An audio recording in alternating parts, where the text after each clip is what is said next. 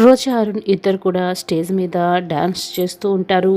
ఇంకా డాన్స్ చాలా బాగా వేస్తుంటారు. రోజా అక్కడ డాన్స్ చేస్తుందనే విషయం చామంతికి కానీ, రమాదేవికి కానీ, ఇక దీక్ష వలన నా భ్రమరా జగదీష్కి కానీ తెలియదు. ఇక అరుణ్, దీక్ష ఇద్దరు కలిసి డాన్స్ చేస్తున్నారని చాలా సంతోషపడుతూ ఇక క్లాప్స్ కొడుతూ ఉంటారు. డాన్స్ పర్ఫార్మెన్స్, సంగీత ఫంక్షన్ పూర్తయిన వెంటనే రోజా మళ్ళీ మెల్లగా అక్కడి నుంచి వెళ్ళిపోతుంది.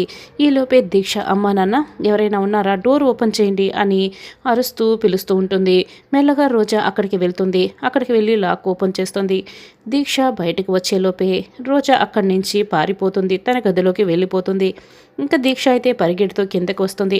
అమ్మా నాన్న అని బాగా కంగారు పడుతూ ఉంటుంది. అమ్మ దీక్ష, ఎంత బాగా డాన్స్ చేశావు అరుణ్ బాబుతో కలిసి అని జగదీష్, భ్రమరా కూడా మెచ్చుకుంటూ ఉంటారు. అయ్యో, నేనెక్కడ అరుణ్ బాబుతో కలిసి డాన్స్ చేశాను అని దీక్ష అడుగుతూ ఉంటుంది. ఏం మాట్లాడుతున్నావే అని వాళ్ళ అమ్మ నాన్న ఇద్దరు కూడా అడుగుతూ ఉంటారు. అవును దీక్ష, నువ్వు అరుణే కదా ఇందాక స్టేజ్ పైన డాన్స్ చేశారు, చాలా బాగుందని మేము కూడా అనుకున్నాం అని రమాదేవి అడుగుతూ ఉంటుంది.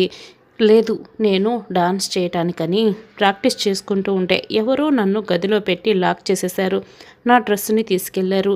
అప్పటి నుంచి నేను బయటకు రావడానికి ట్రై చేస్తూనే ఉన్నాను. ఇందాకే ఎవరో డోర్ని లాక్ ఓపెన్ చేసినట్లుగా సౌండ్ అయితే నేను డోర్ ఓపెన్ చేశాను. అప్పుడు కానీ డోర్ ఓపెన్ కాలేదు. ఇదిగో ఇప్పుడే నేను పరిగెత్తుకొని ఎలా వచ్చాను.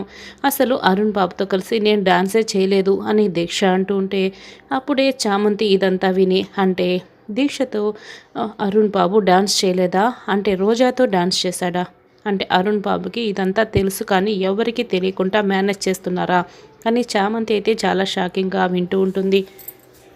మరి అరుణ్ బాబుతో కలిసి డాన్స్ చేసింది ఎవరని భ్రమర, జగదీష్ ఇద్దరు కూడా నిలదీస్తూ ఉంటారు.